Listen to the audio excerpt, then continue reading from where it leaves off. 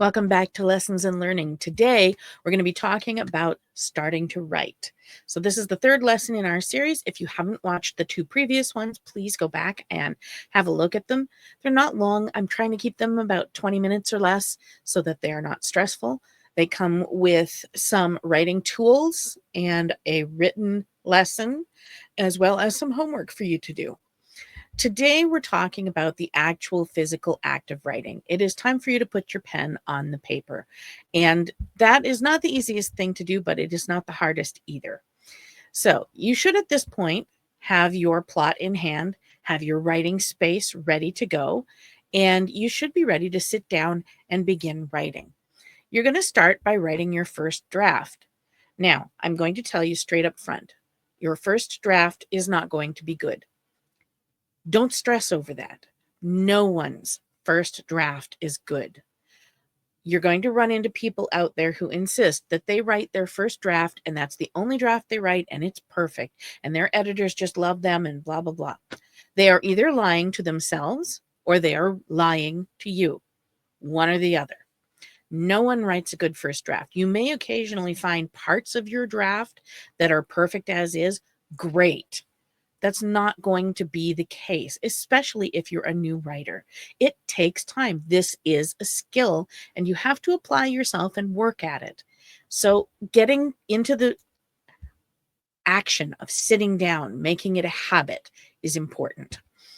So, this is not the time when you need to worry about grammar, spelling, sentence structure, any of that.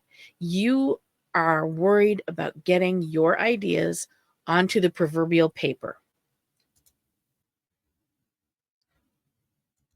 After you've got everything on the paper, you can edit it, but you cannot edit a blank page. So, a lot of people will tell you that they edit as they go.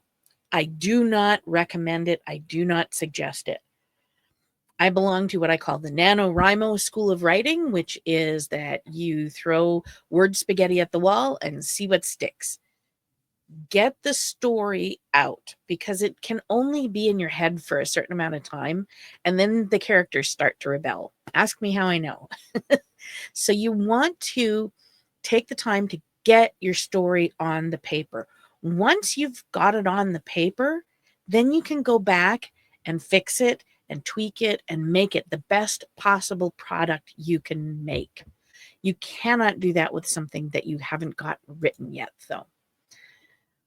Writing is a serious job, and whether you're doing it full-time like myself or doing it part-time, taking time after work or in between taking care of your kids or on your lunch hour, whatever you're doing, that schedule that you're setting up for writing is really important, and you need to stick to it.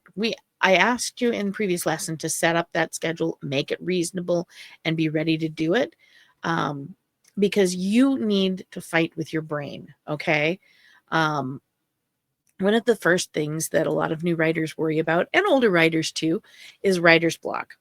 Now, I'm going to tell you straight up, I do not believe in writer's block.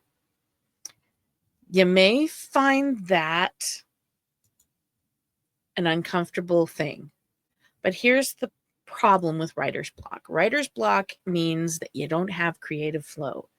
That is, frankly, the status of most writing. Okay. When you have inspiration, by all means, ride that wave as long as you can. But it's not going to be like that all the time. It's not going to be like that most of the time. Okay. This is a job. And your end product, your book, your story will only be as good as the amount of work you put into it. So if you treat it like a hobby, it's going to read like a hobby. If that's all you're after, great. But if you want to write a great American novel, then you need to put a great American novel worth of work into what you're doing. Whether this is a second, third, or fourth job, this is a job. So I always say, yeah, if you consider working at it and slogging as being your normal experience, punctuated by a handful of moments that are exceptional, then you will do better. You are setting your brain up. That's why writer's block isn't a thing, because you won't expect to be in the zone all the time. Because frankly, you're not going to be in the zone all the time. If you can write an entire book in the zone, I love you. I wish I could be like you, but I'm not. This is work, and I have to work at it. Um, what I do in order to get past those moments when my brain is resolutely refusing to move forward is I set up a jar, and I don't actually have mine here. I keep it on the computer these days, but I used to actually keep a coffee mug full of writing prompts, just one or two sentences that are ridiculous, something that evokes an emotional response in me.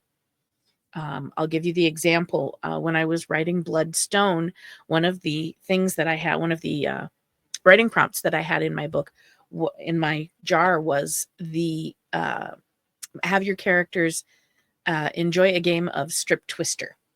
Okay. I was in the middle of a fight scene and I could not figure out for the life of me how to get beyond where I was. I was frustrated. I was struggling. I reached in, I grabbed a slip of paper out of the mug, and here it says, put your characters into a game of strip twister. How do I fit this into my story?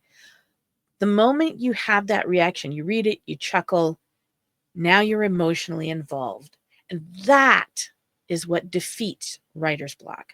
That is what helps you move forward. So instead of getting stuck, you have a few of these. Is it going to make the end cut of the book? Well, you tell me.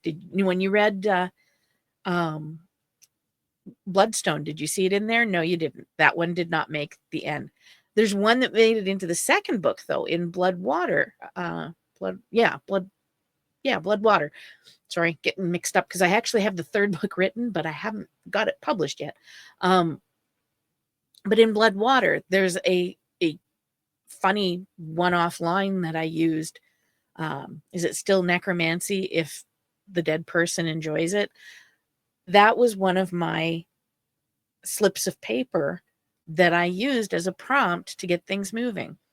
And that's what you need to do, is set yourself up for success and have all this stuff ready in advance so that when you are sitting and writing, you have the tools you need at hand. Part of doing this too is priming your brain to be ready to write. And so if you have a regular schedule, whatever your schedule is that works for you, okay, I sit down here pretty much every day from 10 a.m. to noon and I write.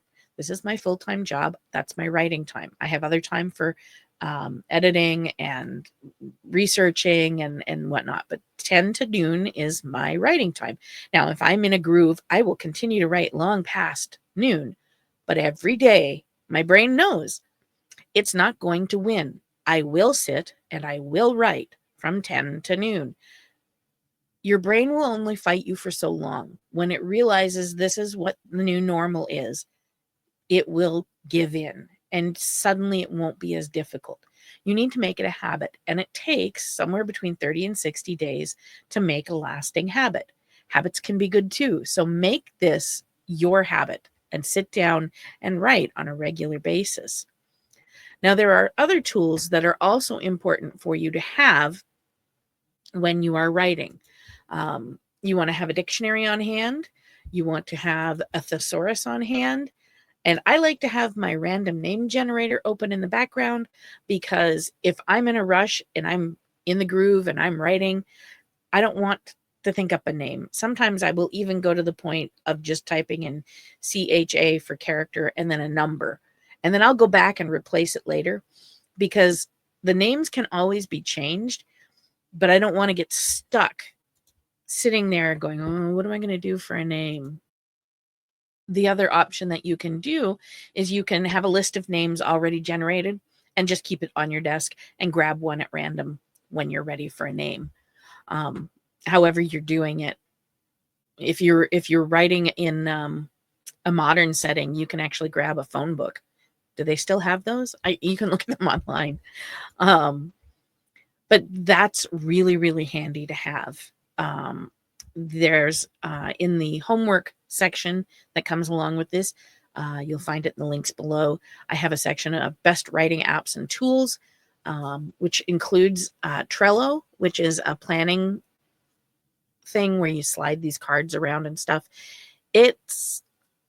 I use it for other things, but a lot of people use it for writing and find it useful, and I wanted to share it with you. Plotter, which is Plottr, which is for plotting your story arcs, and Zotero, which is actually a bibliography program that is fantastic and really powerful. You can actually add it to your browser and make it so that you just have to click a button and it automatically dumps that link that you're on into your file, and then you can make a bibliography or a citation whenever you want.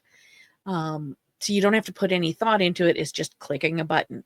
And I like that because I write a lot of nonfiction. When I'm doing historical stuff, I want to refer to original manuscripts and things like that, or experts that are online, articles I've read, that kind of thing.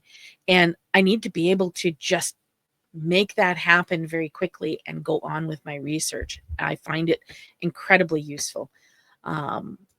But you don't have to use it for bibliography. You can also use it to store links. So for instance, if you wanted to set up a Zotero board and put in all your links for maps you found online, story ideas, plot things, whatever you want to do, you can dump it all in there so that you have access to it quickly and easily.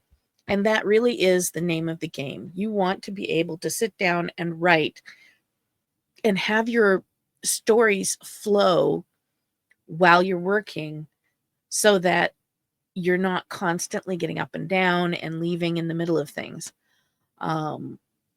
It's not easy. Again, it's a job.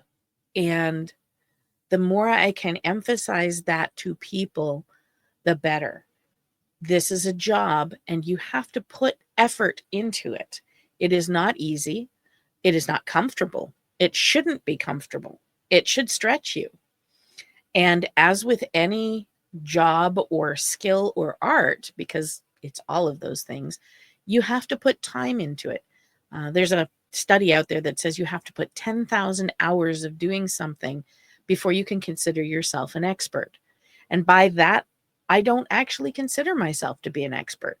I think I've probably put in about 3/4 of that, but I have not put in 10,000 hours of actual writing.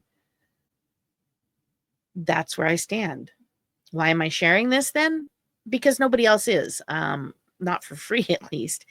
And I get questions all the time, and I want to help people because there were incredibly generous souls out there. I'm looking at you, Dan Sesney, um, who gave me time and an ear and advice that helped me to become a better author. And so this is my way of giving that back, passing the buck forward, that kind of thing. And I'm hoping that you will take that and send it out into the world and share it with other people.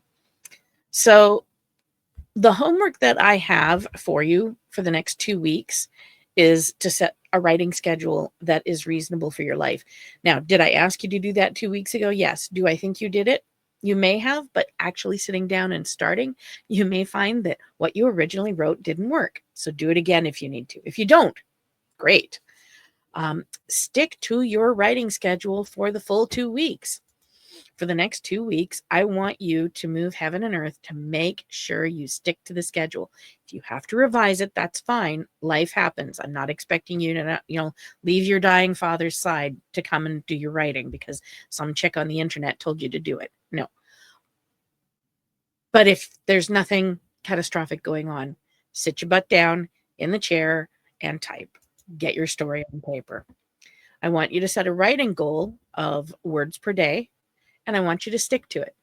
So when I'm in writing mode, as opposed to editing mode, which is where I am right now, I do 2,000 words a day minimum. I can write more than that, as many as I want more, but I have to do my 2,000 words a day. I don't get to go do other fun things until I've written my 2,000 words. And that's what I would like you to do. And the last part of homework is to actually sit and write some of your story. So if you've said you're going to write 500 words a day, then you should have 500 times, call it 5 days a week. So you should have about, math is not my strong suit. There we go. You should have about 5,000 words written. Yes, I know. It was just adding a zero. Don't judge me. I had to go and use a calculator because my brain is not braining today. It is what it is. But yeah, so you're going to want to write at least part of your story. And when we meet again in 2 weeks, hopefully you'll be ready to look at some of the other things that I have to say. I hope that these lessons are useful to you. Feel free to share them around and feel free to ask questions and ask for things that you would like to hear about. I'm happy to share what I have learned over the years. And again, I am not an expert. I'm a published author, but that doesn't mean anything these days. I don't know that it ever did. And I just want to help people become the best writers they can. I think the next lesson I'm going to do is going to be on pitfalls of writing groups online because that's such a huge topic and I have so much to say. So go home, write your book or start to write your book. Think about that. You could have 5,000 or more words by the next time we meet. If your novel is going to be 75,000 words, that's what, like a 20th of the way there? You could have that done quick, right? Yeah. All right. I love you guys. Have a great week and have a good next week as well. Put the work in, get your homework done, and start working. And remember that I have a call out for submissions to my anthology, the Turning Leaf Tavern anthology. So if you're looking for something to practice write on, you could submit to that. Hey, bye, guys.